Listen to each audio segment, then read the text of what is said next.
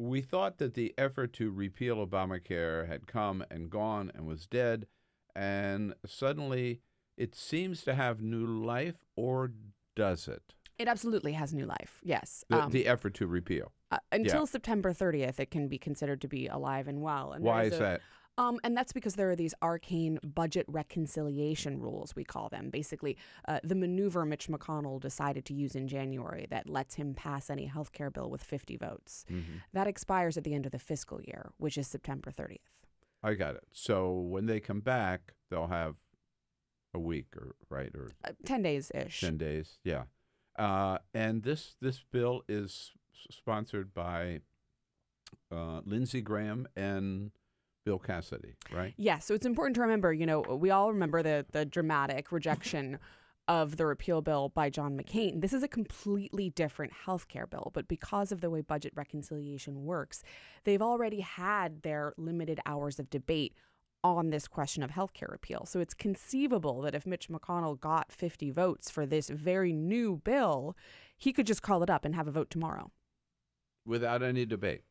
They've already had their debate on the health care question. They cannot have any more debate? I mean, they certainly can, but he's not required to schedule a certain amount of hours the way he was before. Right.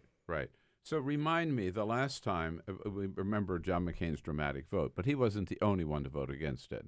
Right? Absolutely not. There was also Susan Collins and Lisa Murkowski. Neither of whom, Susan Collins is close to a hard no on this new bill. Mm-hmm. Lisa Murkowski has not spoken out yet. So, by the way, I don't know what you saw, but Lisa Murkowski, Senator Murkowski, yes, was spotted over the weekend right here on 7th Street at the Eastern Market by herself. Jamie, did you see that? She was strolling, just checking out the stalls and the vendors. We have a open market on the 7th Street here Saturdays and Sundays. It's sort of the headquarters of Capitol Hill.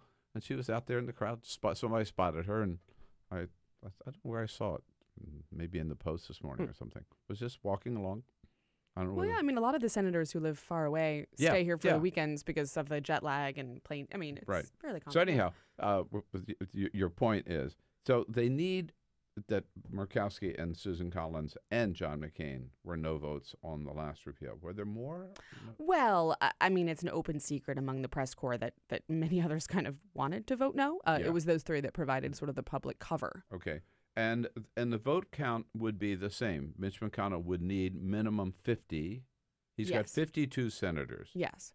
So even if the two women, Murkowski and Collins, stay no, they still need one more, right? Well, and he's also got Rand Paul and potentially Mike Lee to contend with. However, these conservatives made a lot of noise about the previous Obamacare repeal bill being not conservative enough for them and then ended up voting yes. Yeah. So, okay.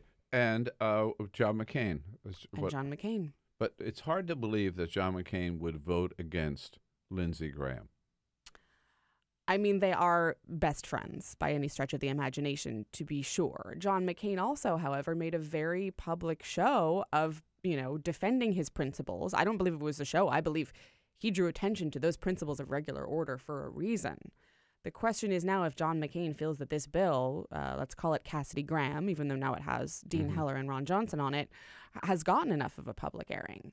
And Ron Johnson is so determined to satisfy John McCain that he's talking about scheduling a hearing in his committee, which has no real jurisdiction over the private sector healthcare market, just to be able to show John McCain, look, we did regular order, I'm making air quotes. Who knows if McCain will go for that. Right.